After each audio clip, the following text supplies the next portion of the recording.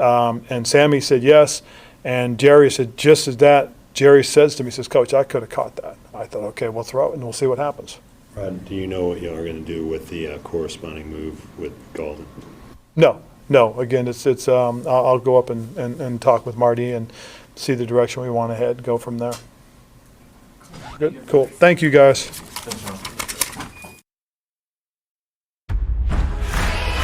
feel like I'm a giant, but I'm 5'8". I feel more defiant when y'all hate. Got an only brother in the car race, serving with a butter like parquet.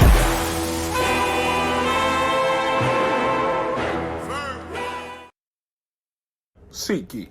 For all your ticketed events, from sporting to concert outings, SeatGeek has you covered. They even conveniently color-coded each ticket on their website from amazing to worst, so you can easily know which are the best deals. SeatGeek, the smart way to buy.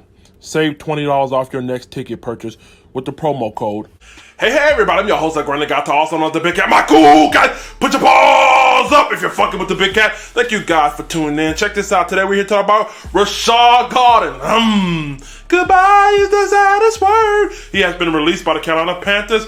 What does this mean going forward? This is the first domino to fall and the postpartum of the 3-game slide. We'll talk about it. But first, one quick question. Do you love the Carolina Panthers like I love the Carolina Panthers? Yes? No, maybe. Sometime only when we win. You look at the bottom of it. Give me that. Check this out, man. Let's go ahead and break this down. Why he got released. Let's get into it. Before we get started, make sure you subscribe. Click the notification bell so you don't miss a video. Now, Rashad Garden, my man, has been struggling since dating back to last season. If you don't remember, man, he played in only 50% of snaps, and he was slated to be the starter this year. During the preseason, I made a lot of rockets about it. Go back and look at the videos, the preseason videos, where I said this guy's not ready, wasn't necessarily a good fit, good pick, and everybody gave me hell. Well, it looked like Roosters came home to you know what I mean? Crow the fuck up. But check this out, though, all serious note.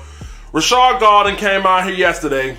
And I mean, if you're looking for a perfect way to get fired other than Ron Rivera coaching job, do what he did yesterday. I mean, go out there, get interference with your punt returner. Also go out there and get a personal foul, roughing penalty.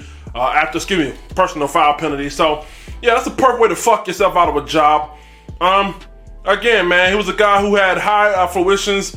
Shout out to Joe Person as well from Twitter and Athletic. He also said, dating back to August, there was an incident where he left practice without any apparent reason.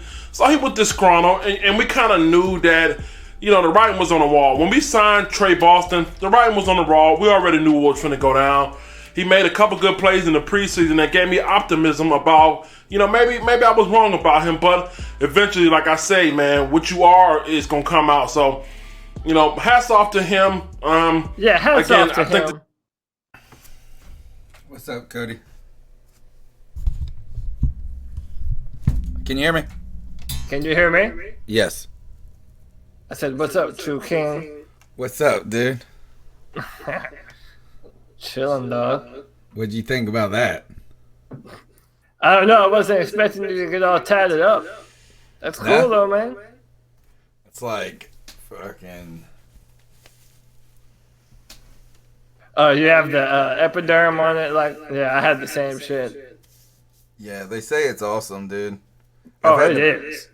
Supposedly it's supposed to make it, heal really well. No, it does. That's what I had for mine.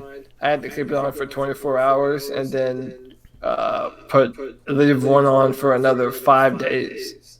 Yeah, he said that you could leave it on up to 5 days. I think I'm going to take it off tomorrow because I've switched it. I don't know. It's starting to it still hurts, dude. I would leave it on then. Just leave it on the full 5 days. Really? Yeah. It's worth it for the overall health of your tattoo, Yeah. Nah, it took 4 hours, dude. So what, did you just get a wild hair up your ass, or did you have some sort of idea that you wanted this done? A little of both. My wife got her first tattoo, over the summer. And It's kind of a little one, and she's had an itch to get another one. Yeah, that's how it happens. And then every time we're out of town, we go, well, let's go get, because we're, trying to find stuff to do. and we're like, well, let's go get tattooed. We were in New Orleans and we wanted to get like just some like song lyrics or something somewhere. And it was like outrageously expensive. And, everybody got to have an appointment. So we went to this place and they take walk-ins. They do a lot of small stuff for tourists and things, But he said that but he was able to get me an appointment the next day. And do Miranda and I's tattoo. So, man, it was an awesome deal. He only charged me $400. Damn, for both? No, hers was $100. Oh, okay. What did she get? She got a tattoo, like from her neck down her spine, right? And it is, it's an arrow, like an arrow. Yeah. And then in the middle of the arrow, it breaks up and it says, just breathe. And then it has a dandelion at the top. And the fluff it's pretty dope. I like it a lot. Cool. But like mine, I thought hers was big. And then, like when he put mine on my arm and put the stencil, you want something cool. You don't know. I kind of had an idea. I didn't realize, that's what I'm saying. Like, did your artist, did he come up with the design, or it was something that you had saw? He took he had adjusted another, so I gave him something that I said I kind of like this, and it was somewhat similar. It had the chess piece in the middle. It kind of had that hallway architecture, but he was like, look, I don't copy tattoos, so he just did like his interpretation on it. And then I added that true king because I got a bit, that's my shtick, is always been saying the tiger's a true king. So like anything is real, that's cool. I always say that's true king stuff right there. And so it's a king piece. So it's got like three things that I like in it, because I like the historical architect, that gothic architecture. But it's a full on half sleeve. Dude, it's a big tattoo, man. That's a I'm a tattoo guy now. It turns out, you have to be once you have a tattoo that big. Yeah. Dude, like I told you the last time I got my tattoo, my most recent one, I'm dead and determined to get that chest piece. I already have it in mind. I already have the image set. I'm going to have my whole chest done. Man. Okay, so let's brainstorm the show tonight. All right, we got a good amount of calls. We probably have like 1 million, huh? Not that many, but there are a couple of calls from earlier in the week. I think I'm gonna have to play. Let me see. All right, guys, if you're playing this before Tuesday's show, okay, save it for then. Okay, this is your warning. Tony, I'm icing you the fuck up, bud. Okay, first off, you canceled my call. Okay, or I got halfway through the second one and you canceled it just because you got butt hurt. Well, guess what? Joke's on you, because the second half of that call was absolutely terrible, so I'm happy that you canceled it, okay? Secondly, okay, I'm icing you up because you're butthurt. Why are you getting so butthurt that I didn't ask you to be on the team? Maybe I just didn't know what position was kept for you. I'm not going to play Ron Rivera. What the fuck am I listening? What are we going to do with the Tony? And by the way, I'm also icing you up because you're hating on Carolina Cam, okay? That's about the Josh from Mass's friend. Yeah, Nick, and he's icing me up because I'm butthurt over not getting a position, and because I'm talking junk about Caroline Cam. I think that, and let me see, this guy has called twice. Let's see if he. Yeah, it's my second voicemail, fellas. It's boy Steph again, straight out of LA, man. But our organization has not put the talent around Cam Newton, and all right, so we got a good amount of calls, but there's only like 2 or 3 that are before Sunday. So the rest are all Sunday. I think we're gonna have to listen to. Let's see who this is. About this podcast, how y'all doing, man? I'm pretty sure you know who called in. I don't know what's gonna happen. That's for a few seconds. Maybe it's this. What's up, C3? This is Nova Black. I wanted to. This is Brandon Herbert like in quarter one. I don't know what's going to happen. That's a few seconds left on the clock, 26 seconds. And I am done with Bradbury. Yes, y'all can say whatever you want. Was you want sorry. to be blind. You know what? The whole secondary was sorry, except for Dante Jackson made one good play. Hey, dude, you know how I'm saying I've been dying on the hill? I'm willing to die on the hill of firing Ron Rivera. Well, you have to give kudos to Brandon Herbert because he is willing to die on the fuck James Bradbury hill. Yeah, and yeah, you have to respect it at this point. Yeah. Because that was a bad on that third down at the very end of that game. Dude, that was unacceptable. He didn't even get his hands on the man. Yeah, and you know that's where they're going. Like, why don't you touch him? You know you get to physical people up. Yeah. Stupid all right. coverage. So I figure we'll do this is let's fly through this news right away. Golden's gone, Poe with a torn quad, and Sly is on the hot seat. Yeah, so I think let's do this. Dude, Golden, dude, whatever. We can mention it in passing. Who gives a fuck? It's kind of like another Benet Benwickery. He's another scapegoat fire. Then we'll talk about Dontari Poe and Taylor Moton. And what happened to Taylor Moton? I mean, not Taylor Moton, but he did lose the game a little bit. I don't remember if it came back in. But not Taylor Moton. Greg Van Roten. Yeah. Greg Van Roten, and those are two central pieces on both our offensive and defensive lines. So I say let's make that a focal point up front, and then from there, and then we'll talk a little bit about Joey Sly because everybody was wanting to move on from Graham Gano, and now they're trying out kickers and shit. And then unless you want to talk about Cam Newton stuff, and he did another Thanksgiving drive. Yeah, did you see who was there? I heard he was there. I never saw a picture of him. Did you see who was there with him? Tepper. Yeah. Yeah, that's what. So where is Ron Rivera though? Dude, I don't want him to be there. I want him to be fucking sleeping at night at the office, preparing for the next fucking team we play. But I don't know. But I do think that Cam Newton did say he does plan to do this for many more years in Charlotte. He had a lot of positives. Yeah, we got to talk about that up front. I miss Shindig, man. There's so many different clips that I could just grab and I can't get them anymore. I cannot get them off of the Twitter converter anymore. Really? I've had so many problems, like more times than I don't get them. But you can give them to me in the drive, and I can send them over. But I think I want to do this. Another thing I want to touch on is Norv with his best game of the year, and DJ Moore too. Yeah. I thought Norv had a great. Was great. And since we didn't do a post game, we kind of we have to kind of give our thoughts about the game in general. And then, so that seems kind of like a good bit. We'll try and keep them segmented. Van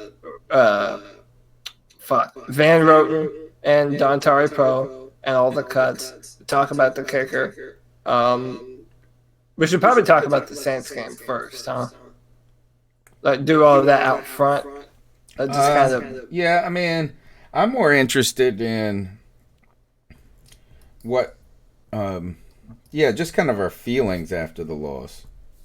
You know, like, I wasn't even disappointed that we didn't win. Like, I was actually kind of happy we didn't win. Is that wrong? No, not at all. Because I felt like if we did win, might as well start having the better draft pick. Well, like, I just felt like it's another time where we're gonna get like this weird hope.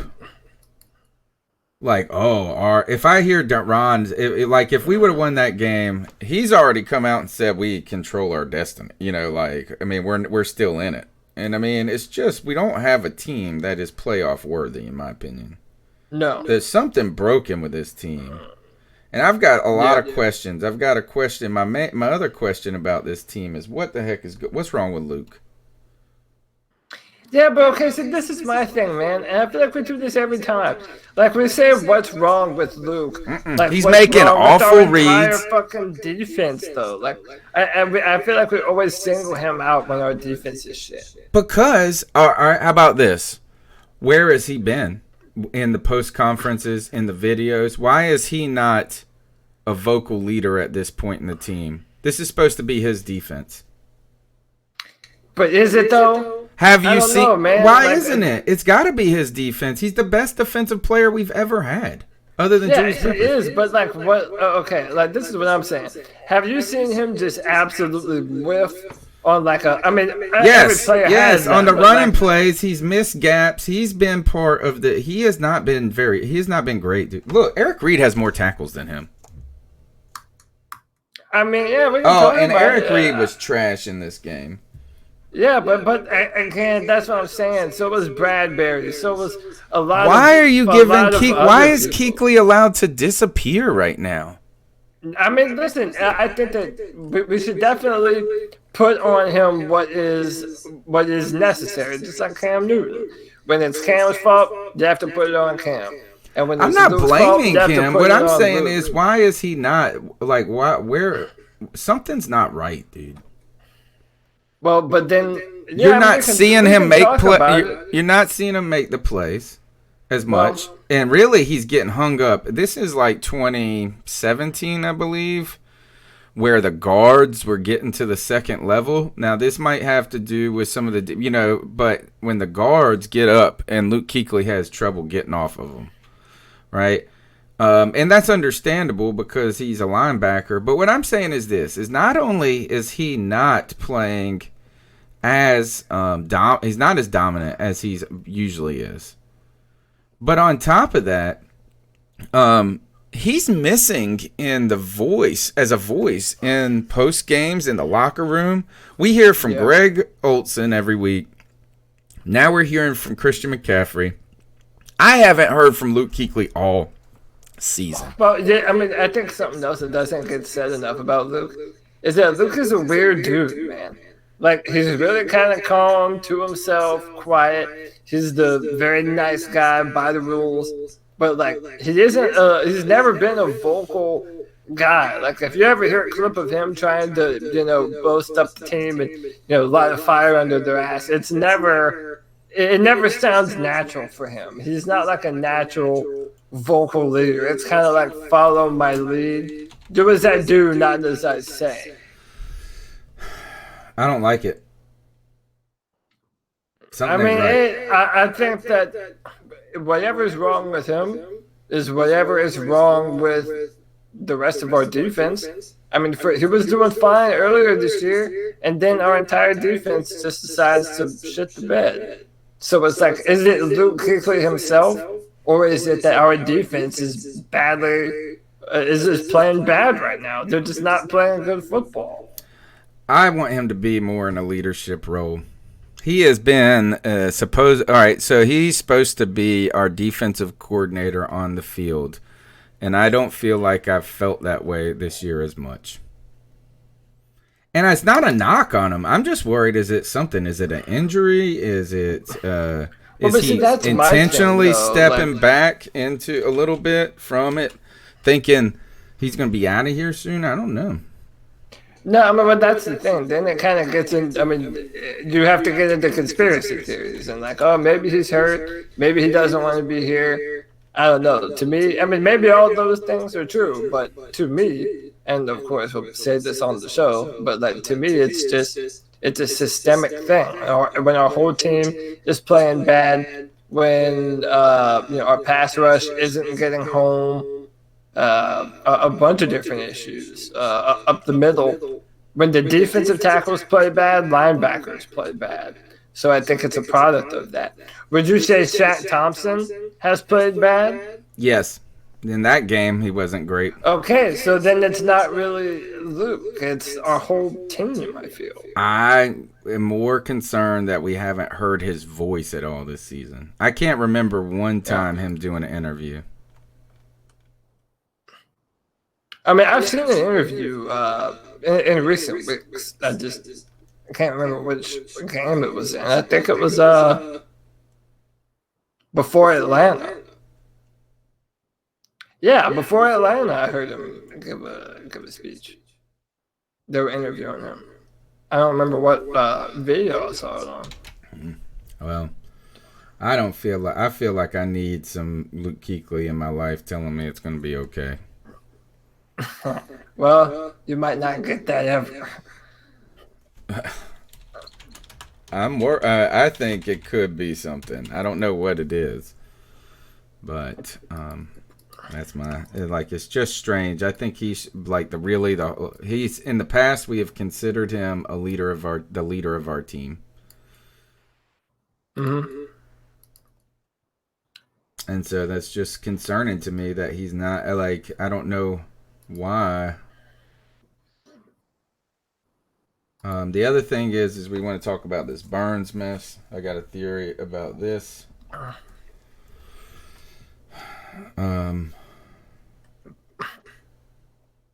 It's going to be a 3-hour show.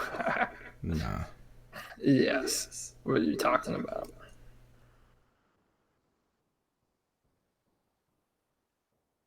Why is this not showing? Oh, that's why, because it's not immediate.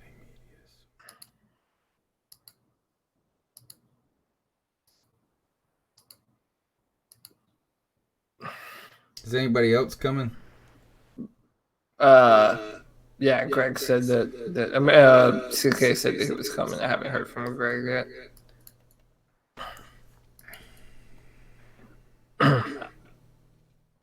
Yeah, I was prepared to do the show, man. If you ever want to take another vacay, man, I want to be able to run the show.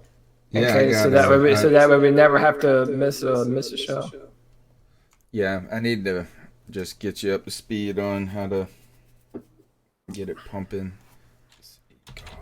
I mean, it seemed like it was only one thing, just the audio to the Hangouts, having it broadcast. Yeah, and then you gotta make sure you get the the OBS just did something cooler where it makes it easier to stream to YouTube, so that will take a step out. That's good. Cool. Hold on.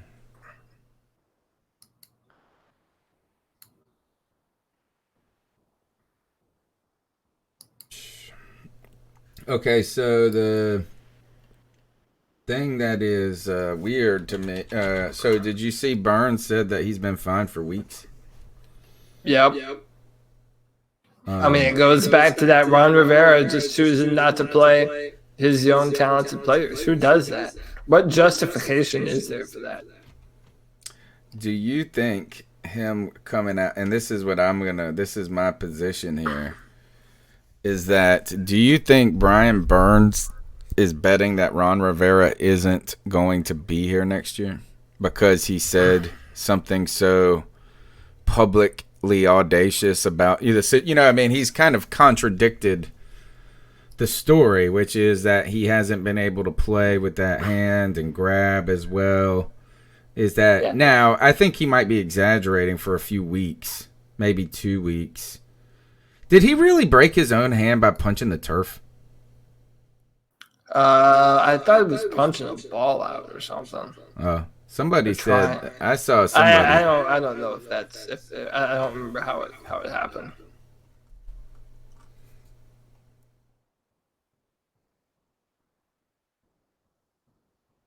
All right. Also, we do have one person on Twitter who sent me, and hold on, what is his name? I need to know. He used to write for the website. He's super cool.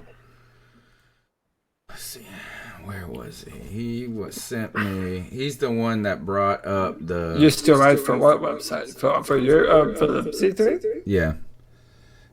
Team Money? No. His name is. Hold on. He sent me something with, and I tagged you in it,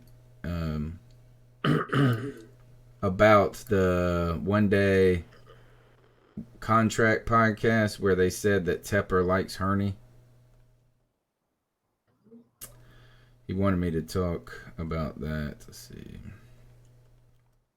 Wait, you tagged me in it? I mean, it's been like 5 days though. I'm looking through my notifications. I can't. Yeah, me too. Holy shit. I get like 10,000 of them.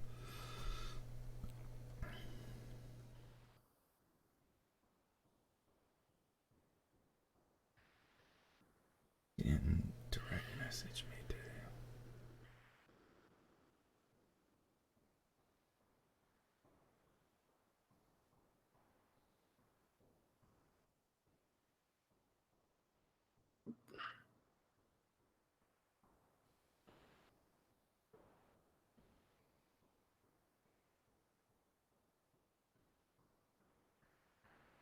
Yeah, I don't see it. What is it? I probably passed it like a million times. Andy Massey. Here it is. His name is Andy Massey.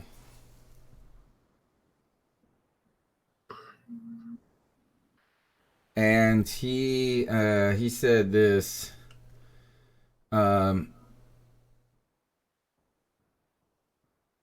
Tepper, and then Billy Marshall also quoted it, which I hate that fucking asshole. Tepper really likes and trusts Marty Hurney.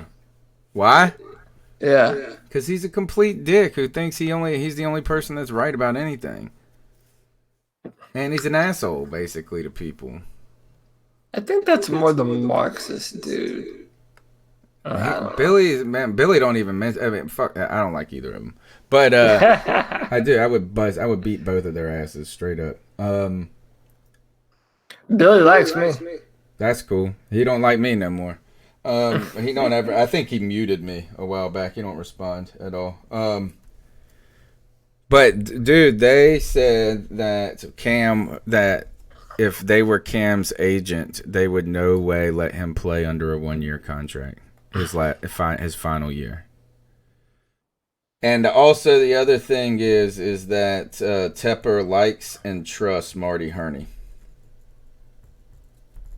That's like a lot of buzz from Jonathan Jones. They've heard that around the facility.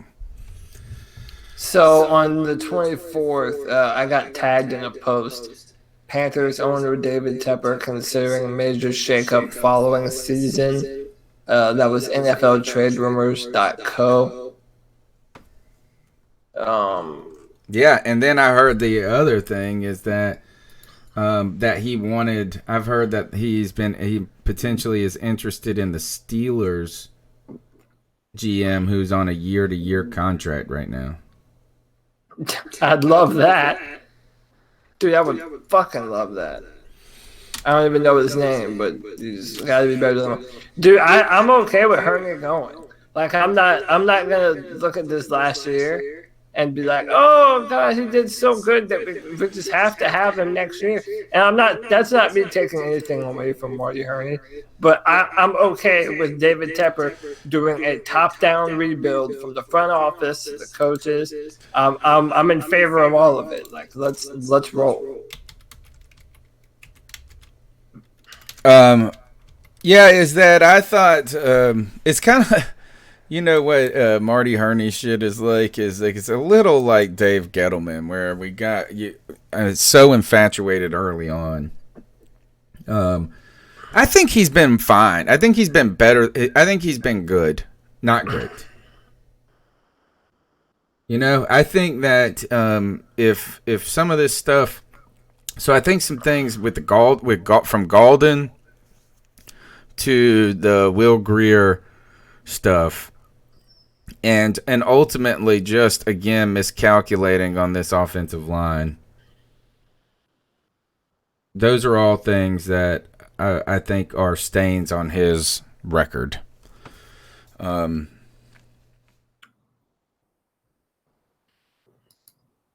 What was I going to look up? I wanted to look up some of this. I need to. All right, let me promote this show a little.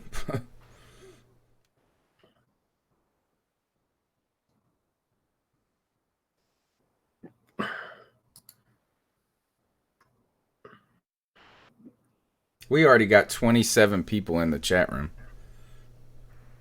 Damn, for real? Yeah. Let's check that shit out. Yeah, that's crazy.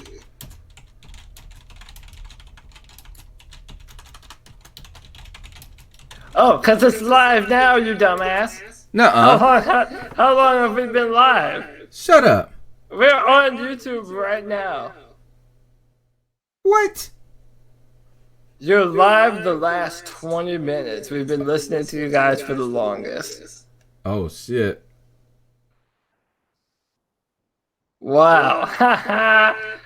Is that not the dumbest shit that's ever happened? Yeah, you know what? It is.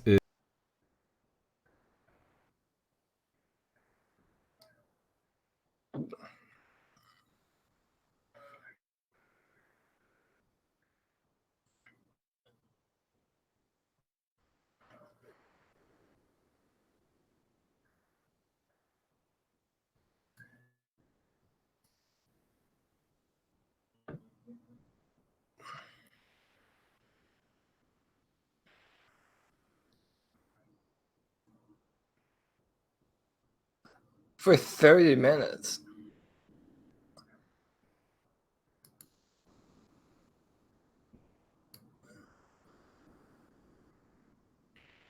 I mean,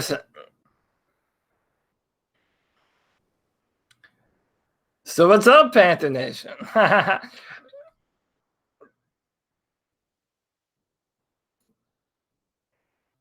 No, I hear myself. I still hear myself on the YouTube.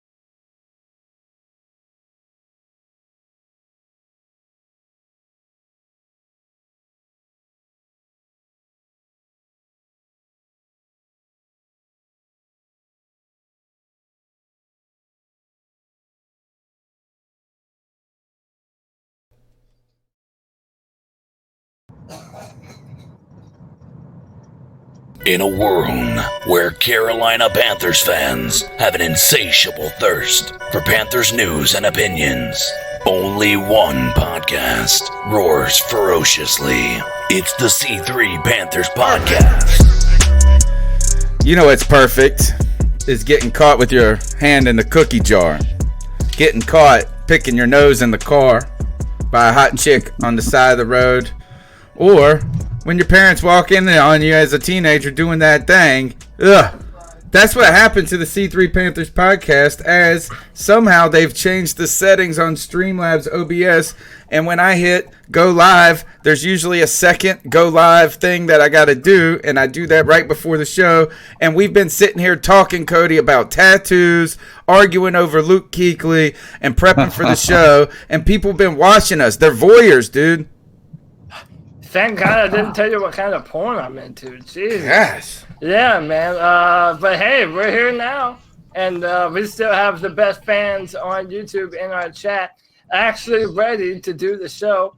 Josh from Mass, Richard's Outdoor World, Jake DeLome, to everyone else that's been here for a while, we thank you. We appreciate you.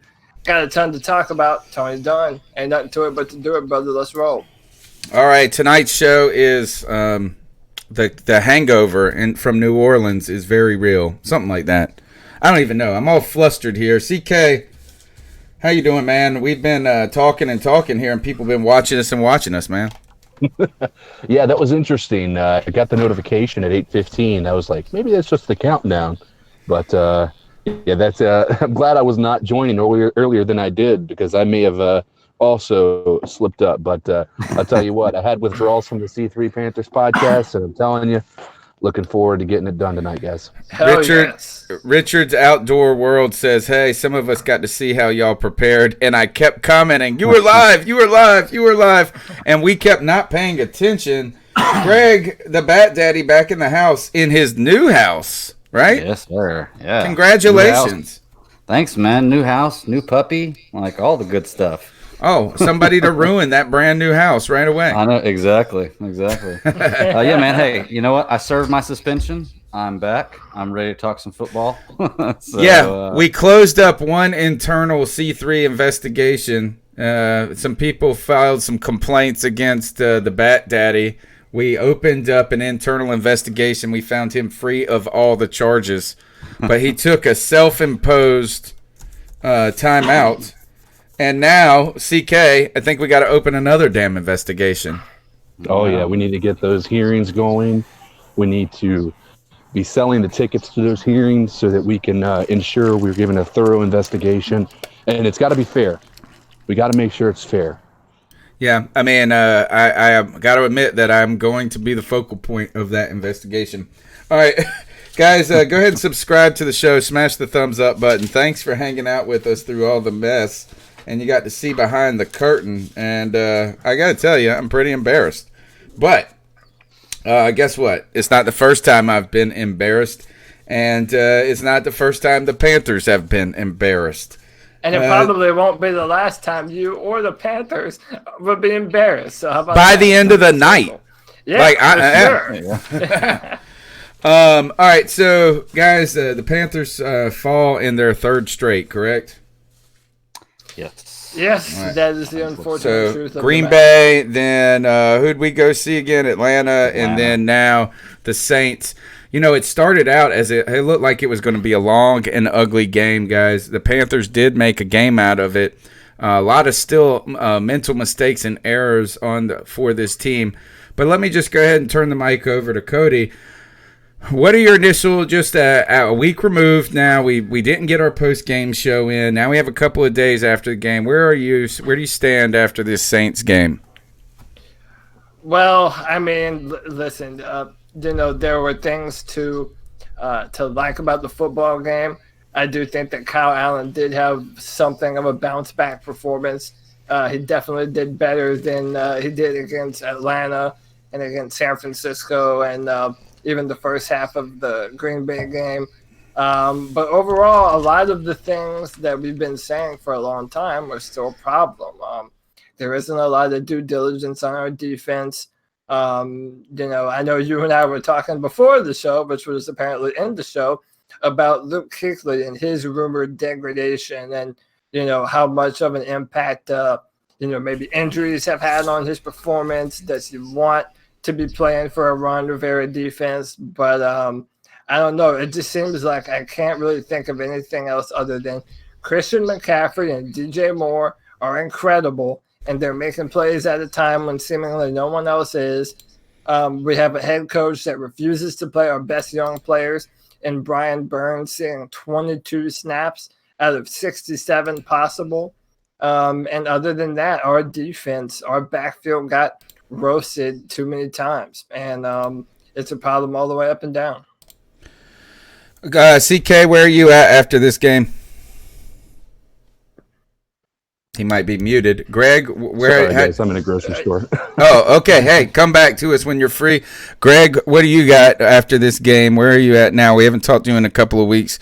How have you changed, or what are your thoughts on this team after losing to another division foe? Well, at the end of the day, whenever I looked at the game, I can't help but feel like this season's lost. Like, I felt like before this game we had hope. But I think in order to win the division, we're not going to get a wild card because there's too many good teams in the NFC. But to win the division, I think the Saints have to lose 3 of their next 4, and we have to win 3 of our next 4, including 1 against the Saints. Or we have to win out, excuse me. So I don't think that the playoffs is in the picture anymore. So it actually kind of puts you at ease because now I'm not going to be disappointed in a few weeks. I'm not going to go a few more weeks without, hoping this is going to happen. It sucks thinking about the fact that we have lost 4 games now this season on the last play of the game that we could have easily won. We really only got beaten 2 games. We could have won every other game we've lost. Yeah, but when we've gotten beaten, we have gotten curb stomped. Right. I'll give you that. But it just feels disappointing, man, because I came into the season with so much hope and excitement, and it seems like after this game, it all seemed to just fade away for me. Like I just don't see a future or a good year in the future for us. And you have to think, even if the Panthers are trying to sniff the 6th spot in the wild card, you have to think of all the other teams that are kind of meddling around in the same kind of purgatory that we're in. We're talking about the Bears, the Philadelphia Eagles. The Eagles have a really favorable schedule going forward. Mm-hmm. There's just a lot of good teams on our schedule that we have to play that they don't. We have to play against the Seahawks. We have to play against the Saints. I don't know, man. It's looking like someone put in the chat, Brad Dugan, we're going to finish at 6-10 this season. And that appears to be the sad reality of it, man. And it's that same old tried and true Carolina Panther mediocrity that has to be done away with, man. Yeah, I think it's going to take a systematic overhaul. Everything from our general manager to our coaches, it's going to have to start from top to bottom. Yeah. All David Tepper moves. I am surprised it took you to this week, Greg, to feel that way. I felt that way after going to that Atlanta Falcons game, and I was slightly worried that winning on the road in New Orleans, should I feel guilty that I'm not upset that we lost? Well, hold on. Before you get to that, the Atlanta game, I want you all to know my daughter's had a cheer competition that weekend in Virginia Beach, so I didn't get to see the game, and I wasn't able to be on the show. I looked at the score one time and saw I think it was 28-0. Never looked at it again. Never listened to any Panthers podcast. I just decided to let that week just be gone.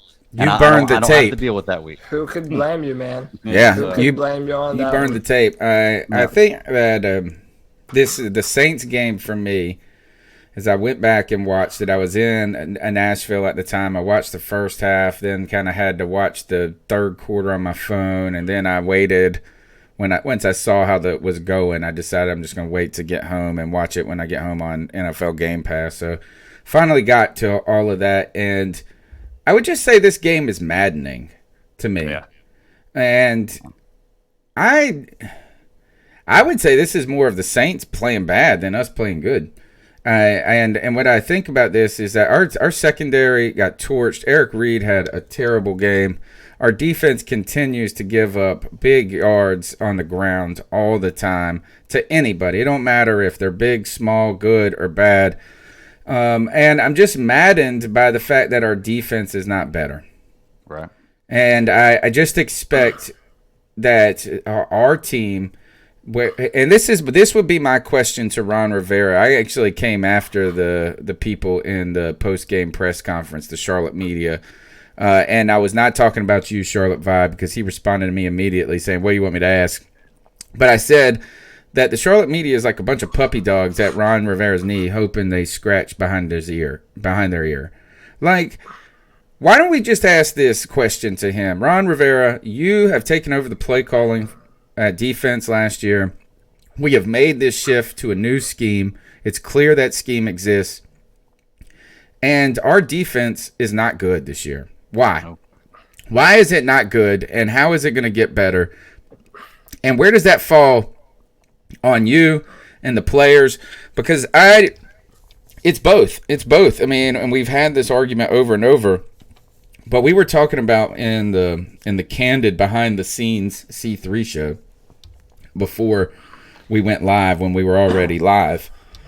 And I brought this up, and I want to know what's up with Luke Kuechly. And Cody automatically got defensive and protected his little mama. I'm defensive. I think I have a good theory. You did what I do with Cam, right? Mm-hmm. And that is that there can't be anything wrong with him. It's got to be other things. But Luke Kuechly, there's two things that have troubled me about the season so far. Is one, he's been making mistakes, right? And that is, and they've not been all. It's not only been him, but he's had trouble in this 3-4 in the run game, and maybe that's on the defensive tackles letting guards get to the second level. That very well could be it. But I just have not felt like Luke Kuechly has been our defensive coordinator on the field as much as he felt like in years past. I don't think it's necessarily him taking a step back. I'm just wondering what is going on. Why is he not playing better? And then really is what's on my mind is why is he not more vocal in the locker room and the post games? And I understand that he has a sort of introvert personality and that's not him. But this is his defense. It's his defense, I feel like. I mean, I feel like he's our best defensive player. He's been our best defensive player arguably in team history. I just need Luke Kuechly to whisper sweet things in my ear about how it's going to be okay. And I have not heard that. Yeah, I actually had a friend the other day who's a Pittsburgh fan, and he was telling me, I came into work and he asked me after the game on Sunday, he said, "Hey man, I don't watch as much of the Panthers. I watch the games, but I don't keep up with them as much." He's like, "One thing I noticed is I don't see Luke Kuechly anymore." He was like, "I used to watch Panthers games and see Luke Kuechly every single play on defense, and now I never see him." And he asked me the reason why, which is kind of what we're talking about right here. And I think part of it goes back to what we were talking about before, no TD, the change to the 3-4. I mean, there's a lot of things that could factor into it. But, I mean, do you think maybe, and I'm not meaning anything by this, like I'm looking at things from all points of view, he's like a John Beeson type deal where he was good for a solid 3-4 years, and then he just fell off? Because he hasn't fallen off. So, I can't say that because he hasn't fallen off. He's not terrible. No, because it's been 8 years. He's been the most dominant defensive player in the league, or at least the best. I would say the best linebacker over the last 8 years in the league. For me, it is. It's just this. It's not that me criticizing him playing bad, but it is kind of this, like, we're used to seeing, like, Luke Kuechly being, like, just popping out on the screen. Yeah. And it hasn't been as much of that, but really, I'm just kind of wondering why he's not popping out as kind of a leader of the defense vocally. And I think he has the personality to, at least in the post games, to say, we're going to get this corrected, we got this, we did this and that. And I just haven't seen it. Well, I do think that there is a lot of credence to what Greg was saying. And I think that missing of Thomas Davis is actually a bigger point than maybe we made it out before, because we know that Luke is a studier. And I mean, that man studies film. That man knows what plays to audible to, what the quarterback wants to do before the quarterback even knows. So, and Luke still does that for us. But I kind of feel, and looking back on it now, that Thomas Davis provided the other end of the spectrum, that that ability to cause the players to want to fight and light a fire on their ass and make them go out there and play dominant Panthers football. But what I did say before we went live is that I kind of feel that whenever the Panthers play bad, that's when we notice Luke Kuechly the most. Like, we can all say that James Bradbury played terrible, because he did. We can all say that Shaq Thompson has not been playing to the level that we saw even earlier this year. And this is not me making excuses for Luke. I'm just saying that right now, our entire defense, they're confused. They look outmatched. They don't look composed. There isn't a lot of, I don't know, there's something missing with this defense. And yes, Luke is not playing on the normal level, but I don't know if I'm ready to jump on the, it's all the concussions finally catching up to him, or it's, he's tired of playing for Ron or this or that. I just don't know. Luke is not playing well, but neither is anyone. Is there anyone on our defense right now that you could say is balling out and making plays and is the shining star on an otherwise bad defense? Darius Jones says, y'all looking into Luke too hard. We moved to a 3-4 and don't have the pieces to make it work.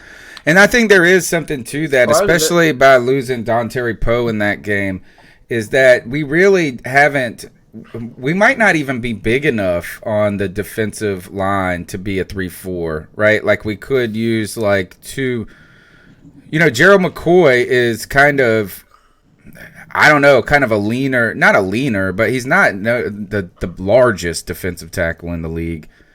I mean, I think there's an argument there, and I want to caution people. This is not me, because I'll be getting tweets all day tomorrow. I'm not saying even Luke Kuechly is playing bad. Right. He's, first of all, he's always been perfect, near perfect. And this year we've seen him not be perfect, right? A couple of times. But all right, so he's mortal. Fine. I don't even know if it's a regression. I just am really more a little weirded out by why we just haven't heard a lot from him this year when it comes to what's going on with the defense, how we're going to get better. I thought that'd be like Ron Rivera would want him to be on the mic because he trusts him to be on the mic and different things. But you're right, nobody's played well, and I do want to point this out. Wow, Eric Reed has more tackles now than Luke Kuechly. Eric Reed was dang bad in this game. He was. Before we move on to Eric, I do want to Zoso in our chat room says could use K1. And I do kind of think that maybe we passed over how important that was going to end up being. Because I think when you look at our setup, having Don Tari Poe in the middle and K1 Short and Gerald McCoy on either side of him at the that five technique defensive end position, that was a big part of our defense going into the year. And but I think, go ahead. I was going to say, I think when we look at it from that perspective, though, I think we didn't realize how much of a loss it was going to be because we felt like our defensive line was so stacked to begin with. It didn't feel like it was going to be a big loss because, we have the pieces to make sure that that's not going to really impact us as much. Right. But what we find is maybe KK was a bigger part to what we did as a defense and what our plans were as this defense than anybody could have realized. And now we've lost a pretty vocal leader in that locker room in KK. So I think there is the possibility that may be an accurate statement to bring that up. I was thinking about it earlier because KK, for whatever reason, decided to come alive on Twitter on Sunday while we were playing the Saints, thanking everybody for wishing him, well, and everybody kept on tweeting him. So I started to realize maybe KK's a bigger piece to this whole defensive downfall than we realize. He's always been a favorite player of mine, KK, and you saw him kind of get dinged up in the past couple of years, or at least get caught up in double teams, when we and he wasn't as dominant as he was in, say, 2015, 2014, 2013. But we had kept saying it's because there's so much attention to him. And you're right, is that we have, we've forgotten potentially how important he was for this actual group of guys in the 3-4 to really work throughout the year, because I mean, Love. I mean, we haven't heard anything about Love this year or some things like that. I feel like it's been a couple of weeks since I've even heard his name called. Well, I mean, it's. I don't even think that is that we haven't heard their names. It's just that they don't command the type of presence, and they're not the kind of player that Kevon Short is. I mean, Vernon Butler played well for a little while, and we noticed him. We started saying his name for the first time ever in his career. But the fact of the matter is, and I said this too in our little pregame private session, that the defensive tackles are so important to linebacker play. I mean, those two positions, linebacker and defensive tackle, they really do work in tandem. I mean, everything starts there. So, I think that we're kind of uncovering all the pieces and answering the questions at the same time. Well, yeah, Luke Kuechly is playing bad because our defensive tackles are missing a very important piece. And when you top it all off, when Ron Rivera, and this is a whole nother topic in and of itself, not playing Brian Burns on most of the snaps on 3rd and 12, right, when you drafted him to play, to get in there and rush the passer on 3rd and long, you don't want to have Brian Burns on the field. I mean, what are we doing? Is there any defense for this? There's absolutely no defense for this, and it drives me up a wall. I mean, it doesn't matter. How many players are we going to say the same thing about? Christian Miller, it was Curtis Samuel last year, our tight end, who I mess up the name of, Ian Thomas. I mean, which, by the way, I think they are listening to the C3 Panthers podcast. Did you see Ian Thomas getting a lot of work in this game? Yeah, I did see it, man. I did see it, but it's so embarrassing, man. And then yet Brian Burns still managed to have a sack. Mm-hmm. He's still on plays where they put him on the field. My man is still making plays. It's just improper use of personnel, and there's no excuse for it, man. That's 100% on Ron Rivera. Play your players. It's going to be a big test this week because Ron Rivera has now admitted that he believes Brian Burns is back to being 100%. So we're going to find out whether Rivera actually believes in his ability as a pass rusher or not. Did you see when, though, he made that, when he announced that? Right now, if you're watching on YouTube, you can see a tweet from Max Henson I have up, and it was after this. It was after this tweet that he then followed up that Ron Rivera now thinks he's 100%. Burns said, quote, Burns said he had a minor procedure to have pins removed from his hand today, said he's over the injury and has been feeling like himself for a few weeks now. And now I did hear Ron in the postgame say that now they were interested in getting him up to 25, 30 snaps. I wanted to go and find out what some of the other comparable players to Brian Burns, like who's the cat from Clemson, that Farrell?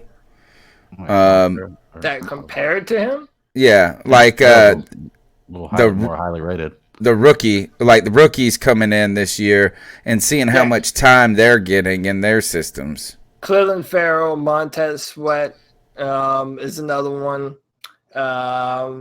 Yeah, I mean, I don't know, man. And then shout out to Chef Jeff in our chat. Says no defense for not having Burns on the field for passing downs, but his run stopping ability is trash, honesty. And I would say that there is truth to that, of course. But when you have a young player, man, you have to let them iron that shit out on the fly. If we're letting all the other ones iron it out. My issue is if you believe Brian Burns wasn't ready, why was he acting as a gunner on special teams?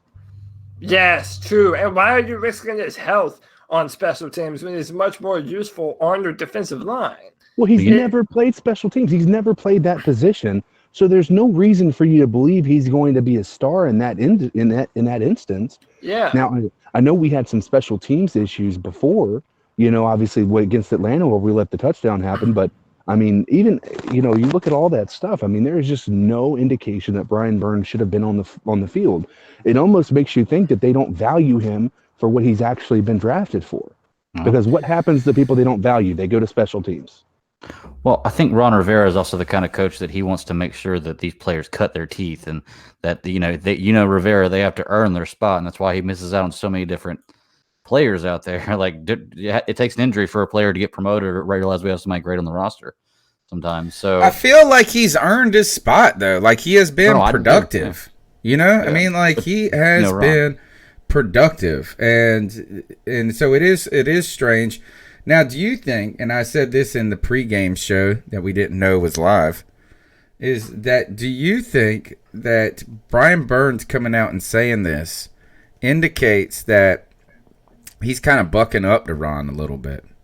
For him to say he's feeling fine for a few weeks now seemingly contradicts what Ron has said, where he can't pull and grab and do these things.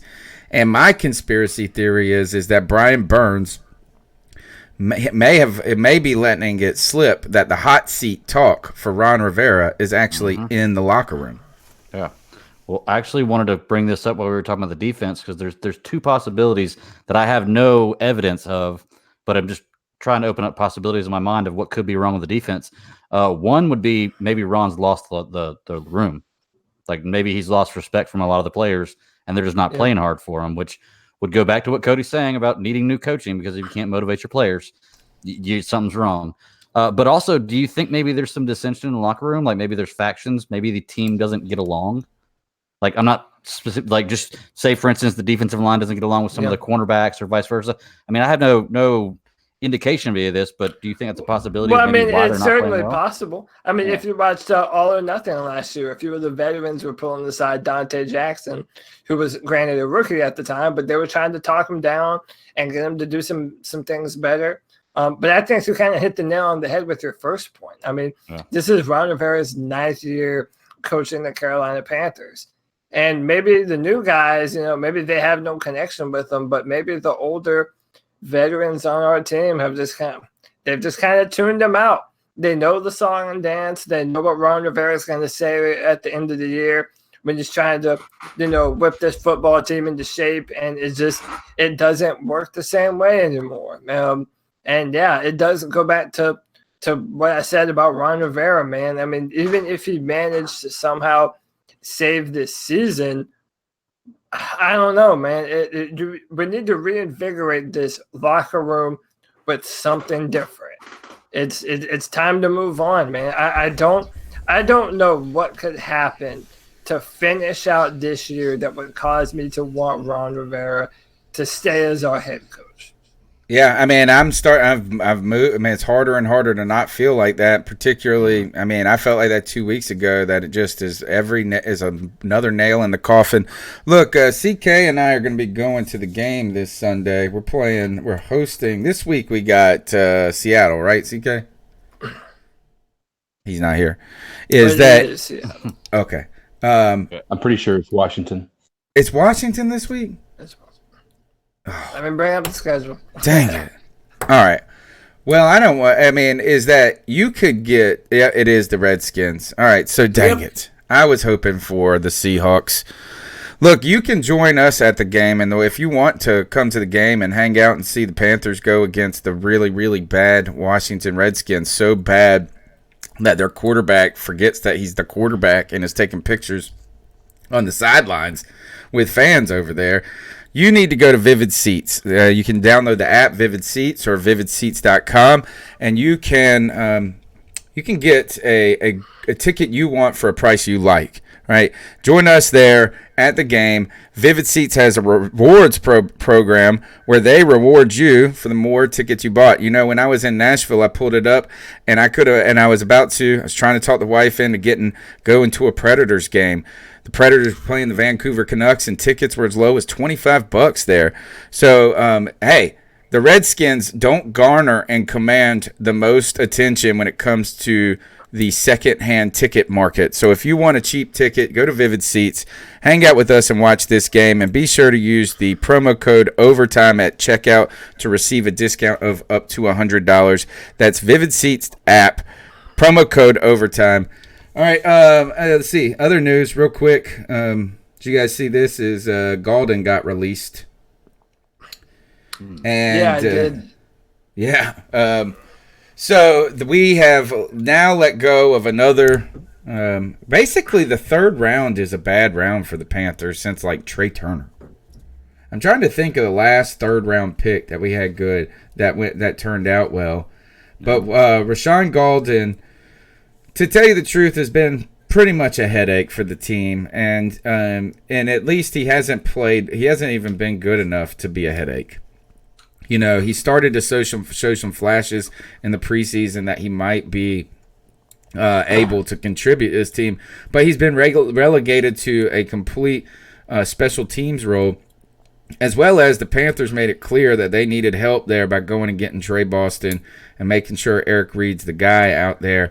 He then goes and smashes into DJ Moore while he's fielding a punt, starts a ruckus or a fracas with some people, gets a personal, or maybe he didn't even get a penalty. I don't know how he didn't get ejected in that game, but the Panthers ejected him the following day. Rashawn Golden, no longer Carolina Panther. Is there anything to talk about here, Cody? I mean, no. Listen, this kind of feels like Bené Benway when Atlanta torched us. They just need a scapegoat. And yeah, he didn't play well, but if you look at it, it's kind of another microcosm for Ron Rivera. Just our team playing just undiligent football.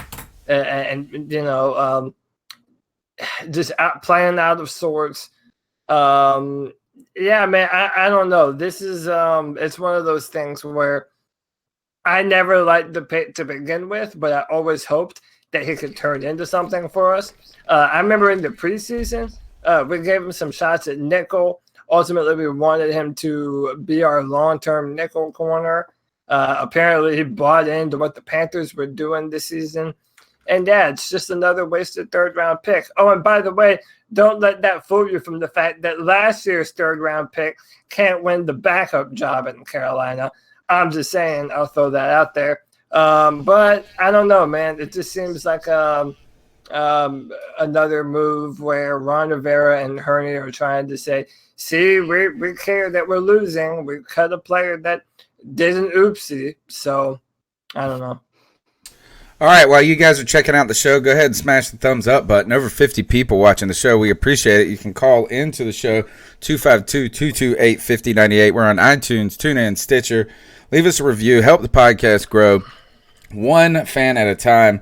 Send the link to one person, and that really helps us grow. We've grown tremendously over the last year. 7 years running on the podcast right now, which is fantastic. I don't think you run into many podcasts that go each and every week for 7 years. And if you really enjoy that and want to support that, you can donate to the show using the Super Chat is the easiest way, or PayPal is in the link, I believe. We got that. Or you can buy a T-shirt on the website or whatever. Also, I'm going to be announcing the finalists for the C3 Fantasy Football Bracket tomorrow once I figure it all out tonight. We'll get that all set up. I know a lot of people are excited to see who's going to win that Brian Burns jersey and that $300. Guys, I think what we should do now, though, is because I got a couple other topics that I want to talk about, but I think we're going to weave them in. We still got to talk about Sly on the hot seat. We got to talk about Cam's Thanksgiving. Actually, let's talk about that before we go to cat calls. Cam Newton with his Thanksgiving charity has a big feed the people type, feed the families and kids Thanksgiving turkey bash. And, we haven't heard from Cam Newton. We haven't seen him around, and, everybody's wondering why that is. People have wondered now after the David Tepper interview with the local reporters that he said in a perfect world Cam Newton would be there for a long time, but he's got to do what's best for him, and we'll just see, when we get more information. A lot of people read that as things going colder and colder when it comes to Tepper and or the Panthers and Cam Newton. But guys, David Tepper shows up at the Thanksgiving bash, and I think that's a big public statement there. I didn't see Ron Rivera there, that's for sure. You guys want to jump on this one first? I'll be more than happy to hop in on this. Kid, I don't know why, but I had the most encouraging feeling just watching the highlights on that, just watching his conference, the things he was saying. At first, I was a little removed because I wasn't seeing him really address Panthers, right? He wasn't really saying keep pounding. And even if you look back on his Twitter, he doesn't have any of his tweets that have anything to do with the Panthers. all the way dating back until July. Like now, Instagram may be a little different, but at least Twitter, he doesn't. It's all about his, Cam Newton Foundation and stuff.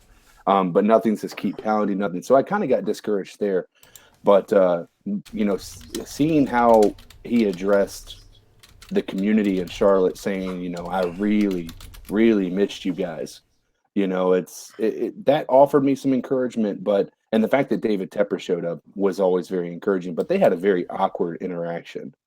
I don't know if you guys watched that video, but them talking about their families and what they're going to be doing for Thanksgiving, that looked so forced. Really? I thought it was all right. I thought, he was like, "You're going to Atlanta?" "Yeah, going to Atlanta." "Cool. Have a good day."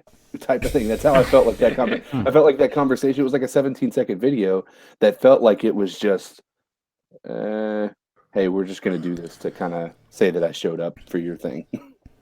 This is what Cam Newton said at the Thanksgiving Jam. He was referring to his absence, his removal, right? It's like he is, and maybe this is Cam removing himself to a certain degree. We've all wondered why he wasn't with team. People have been peppering us with those questions. He said, "I was in a place where I wasn't used to being in a position I am, being away from the game and missing the support and on-field interactions with fans. When you finally do come out to a showing like this, and it's the first time in about 8 or 9 weeks, that's what you miss the most. Just interacting with the fans. That's part of that what you miss the most, going through the rehabilitation process. At the same time, you're affecting lives and doing it for a great cause." He says, then he went on to say he really glowed about how much he liked Charlotte. I thought that was, and that he expected to be there for some time. So, I mean, that's heartening. I will throw out there that even Steve Smith, the players who have left the Panthers have still done things in Charlotte. So that in and of itself is not a referendum on whether or not he's staying or leaving. But he didn't have to say that, though. Right. No, I mean, he didn't have to say it. I think ultimately I don't come away feeling any different after seeing and hearing any of this. I think it means that Cam Newton is a great dude, and this is something that he loves to do and has done for a long time here in Carolina now. He enjoys giving back to people less fortunate. And I think that, kind of what CK said, David Tepper wants to ingratiate himself further with the Carolina Panther fans. This is a big event every year. So, yeah, it does behoove David Tepper to be there. At the same time, I don't necessarily, if I put out hope for something, I hope that David Tepper sees how much Cam Newton does mean to so many of these fans. I mean, if you look at the amount of fans that leave the stadium during the football game, to just the amount of enthusiasm there is around the team right now, Cam Newton means so much to this football team.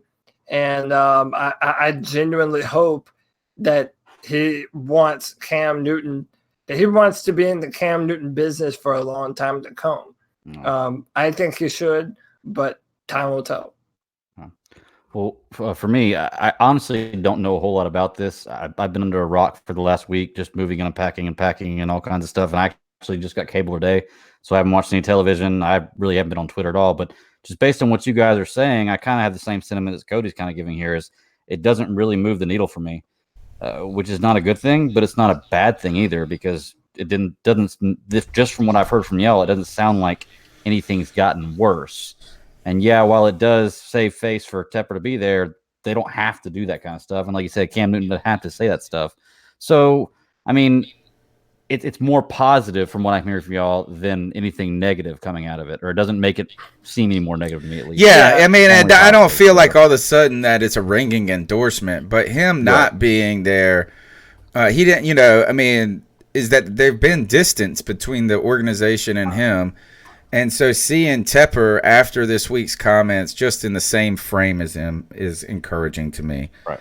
All right, guys, let's get into the cat calls. We got a ton. I know there's a ton of calls. 252-228-5098. First couple of calls are pre-Saints game, but I'm going to give them their What are your time. thoughts on catcalling? Yeah, it's pretty. You shouldn't do that to somebody. And how did that make you feel? Very uncomfortable. So how do you think catcalling makes the person feel? It feels good, like. Who's that cat sitting in the back corner with his face buried in his nose? Who's that kid that can use one?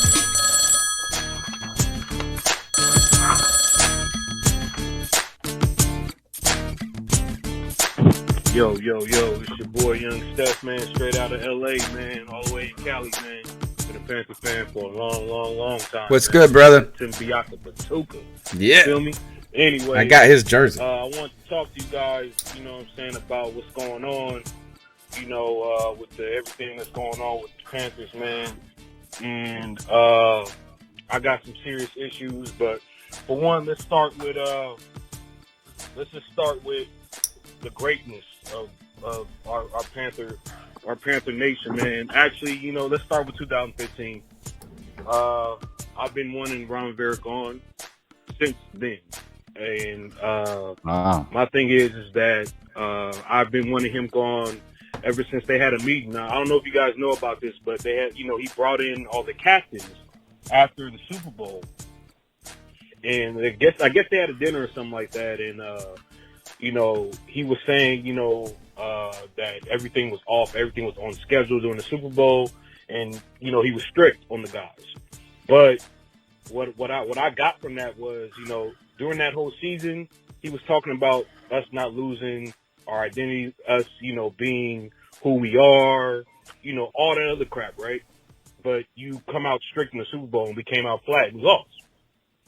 So, you know, ever since then, I've been wanting him gone, man. But, you know, we can talk about that, you know, all we want to, but he's still here. But as you can see, it's been mediocrity, man. You know what I'm saying? Just like our owner just said, mediocrity, it just is what it is, man.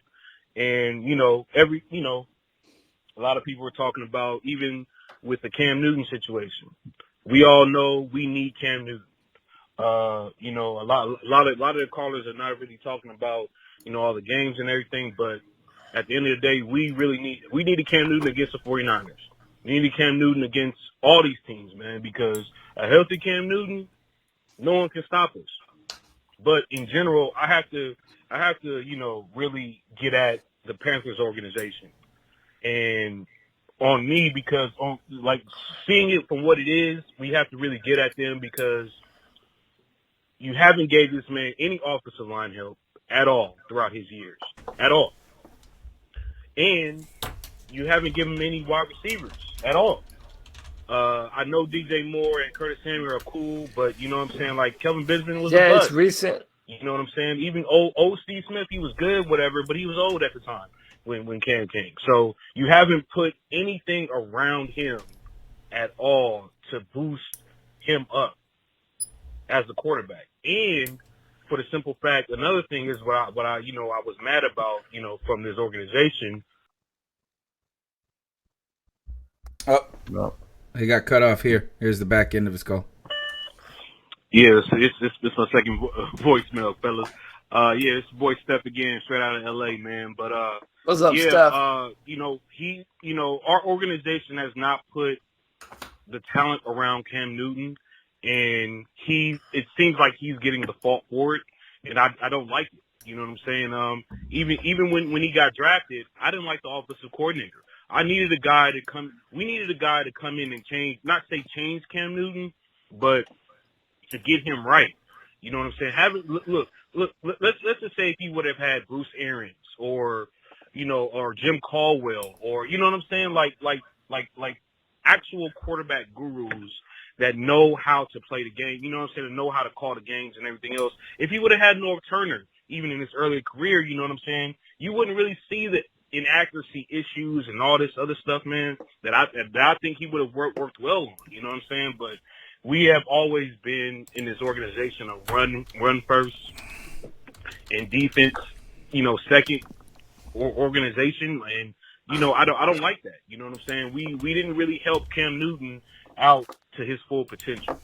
And, you know, and it is what it is, man. And, you know, I want to talk about that too as well. But, you know, as far as this season goes, man, CMC is the man, and I really, really actually think he should be the MVP. And our offensive line, man, horrible. You know, once again, man, you can put any quarterback back there. It is what it is. If the offensive line is not good, then we're just not good. That's just what it is. We're scrambling in multiple people to try to fit our left tackle spot, or right tackle spot, guard spot, whatever, even our center spot. You know what I'm saying? And even the center spot was shocked the hell out of me because, you know, we got this guy Matt Pratis, you know what I'm saying, and you know we got him on a couple year deal, whatever, and he just got pushed back like Watt, by Watt, and it was just like, okay, we spent that money on him for no reason. So yeah, man, we just got to change. We just got to change our narrative, man, on how we need to, you know, make it happen. But you know, David Tepper, man, I'm just saying if you can hear it, man, please do not get rid of Cam Newton. If you get rid of Cam Newton, it's going to be some issues for our whole organization. I'm saying that. But yeah, like I said, man, you know, straight out of LA, man, you know, where it's all good over here on the west side, man. So shout hey, out man, Cali. I'm gonna subscribe to to you guys' stuff, man. And you already know what the last thing I'm gonna say is keep counting. Well done. Nice call. I would point out, though, that Cam did have 60% completion his first season with Chudzinski. Things, you know, it was when we saw Chud leave, is that we also saw that the Shula offense it was a little bit harder on Cam. Not on Cam, but was less forgiving, less tailored to him. But I'd like to address this, and then I'll turn the mic over to you guys about the lack of putting talent around Cam. In some ways, I agree with that, you know, is that you didn't have any offensive guys, but Cam was such a star, he could, you know, polish a turd, essentially, by himself. For me, the problem, though, with the lack of talent has been, like, we're always 2 steps behind what we need. So, like, I mean, we just started doing this. You know, you go out and get Christian McCaffrey, then you try to get some receivers that are a different way. But then, look, this offensive line, I think that's the story right there. The fact that our offensive line has been bad for 9 years. Ever since Jordan Gross left, the last time the offensive line was good was 2013. They were okay in 2015, where Remmers and Orr stayed healthy on the field all year, but they were on skates in that Super Bowl. That was the best when it came to our offensive line that are 2 years, and so I think we are. Look, you see it. It's like we are waiting too long to do what a lot of people can see blatantly as needing to be addressed. 2 years behind. So I kind of think that one of the most detrimental things to Cam Newton's career has been the inconsistency from our general managers. Going from Marty Herney, overpaying for running backs, giving these huge contracts, then going to Dave Gettleman, who really, you know, he was very up and down. Most Panther fans hate him at this point. He had a lot of fans at the time. I was one of them. But, I mean, there's a lack of a cohesive vision to put premium talent on the offensive line and at the receiver position. They decided to draft big, slow wide receivers like Kelvin Benjamin and Devin Funchess and expected this offense to be able to run and to be able to go. I mean, Ted Ginn Jr., and it's so crazy to say this now, but what a godsend that was for our offense. Because we had to have that deep ball. Imagine 2015 if we did not have that deep connection with Ted Ginn. I mean, our offense would look like it does now, and how it did in 2017, just anemic. They did Cam Newton no favors, and now when it started to happen, now you're dealing with the injury concerns, and it's annoying, man. I mean, we've been saying it for a long time that Cam Newton has been underserviced, and we're seeing what happens to a quarterback when you don't put talent around them when they're going into their 10th year. Yeah, I wanted to hop in for just a second. One of the things, obviously, you touched base on Christian McCaffrey, obviously being the MVP. let's look at the reality of the situation though. If we had all our pieces working the way they should, Christian McCaffrey's numbers aren't even close to what they are right now. Our offense runs entirely through Christian McCaffrey. And the other problem that you run into is you can't have an MVP of a team of the NFL be on a losing team. It's just not the reality. Trill mentioned it in the chat. Halfway through the season, we had that hope still because we were still in the contention. If we made it to the playoffs, there's a real argument to be made. But I'll tell you, even beyond the losing, there's those 3 plays that are always constantly going to be kind of coming back. And those are that game against Tampa where he couldn't get to the marker, Now I know all these can't be blamed entirely on him. A lot of that has to do with Cam Newton wasn't healthy, the scheme wasn't right, bad decision running him out wide instead of up the middle for an inches decision. And then the Green Bay game where we were inches away from being able to do it. Yeah, Greg Van Roten missed a block, but a lot of the people that make MVP because they lift their team up, and that's the problem. I still think Christian McCaffrey is the greatest thing to hit the Panthers since Cam Newton, but you just can't have plays like that and expect the media to want to vote you in as the MVP. I don't think you can be a running back that gets MVP and be on a losing team. You know what I'm saying? I think that would be is like if you won the Super Bowl and Christian McCaffrey had the year he had, then I think it's fine. Can I just say that there's a possibility we could still go 10-6? Oh gosh, shush, Greg. I'm just saying. And the year Adrian Peterson won MVP as the running back, they went 10-6. So you don't have to have a perfect record as a running back if you have that good of a year. So that's all I'm trying to point out. The possibility is still there. I don't think it's going to happen, but they made it to the playoffs, though, right?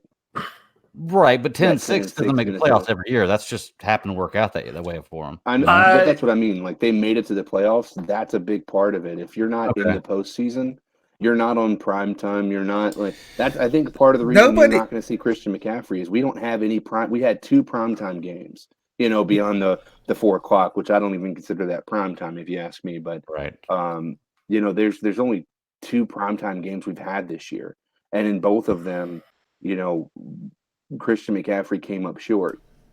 I do want to throw this in real quick that there is still a possibility that Caroline could be my sugar mama one day. I'm just throwing it out there. It may not happen, but it also may. So you don't know. There's still time. And here, let's just say this: there's a chance. Is that whether so you're telling me there's a chance whether this conversation is mute now because one person has pulled away in the MVP race, and that's Lamar Jackson. Oh my God, that's what I was saying in the chat. I agree, 100%. And Michael Wade says they don't even talk about Cam when comparing to Lamar Jackson. And I agree. What the hell is that about? It's either Vic or RG3. He says. I saw another thing. I saw this tweet the other day, and it was like black quarterbacks now, dispelling the narrative, which I think is a great tweet. I thought, oh man, I'm into this. Like, look at this. We got Lamar Jackson. We've got Teddy Bridgewater. We've got Deshaun Watson. We've got Patrick Mahomes. And then they left Cam off the list. And I was like, how soon you mofos forget? So how soon you forget? But there's a lot of recency bias in all of this. All right, 252-228-5098. All right, guys, if you're playing this before Tuesday's show, okay, save it for that. Okay, this is your warning. Tony, I'm icing you the fuck up, bud. Okay, first off, you canceled my call, okay? Or I got like halfway through the second one, and you canceled it just because, you got butt hurt. Well, guess what? Joke's on you, because the second half of that call was absolutely terrible, so I'm happy that you canceled it, okay? Secondly, okay, I'm icing you up because you're butthurt. Why are you getting so butthurt that I didn't ask you to be on the team? Maybe I just didn't know what position was set for you, I'm not going to pull Ron Rivera. Jeez, I'm only making the team if there's an injury. What are we going to do with Tony? And by the way, I'm also icing you up because you're hating on Carolina Kim. Okay? Yeah, she looks a little like a stick, but doesn't mean much. I'd still sleep with her. Okay? So icing you up, sucker. Take that. All right. I should have bounced you at the beginning. Mm.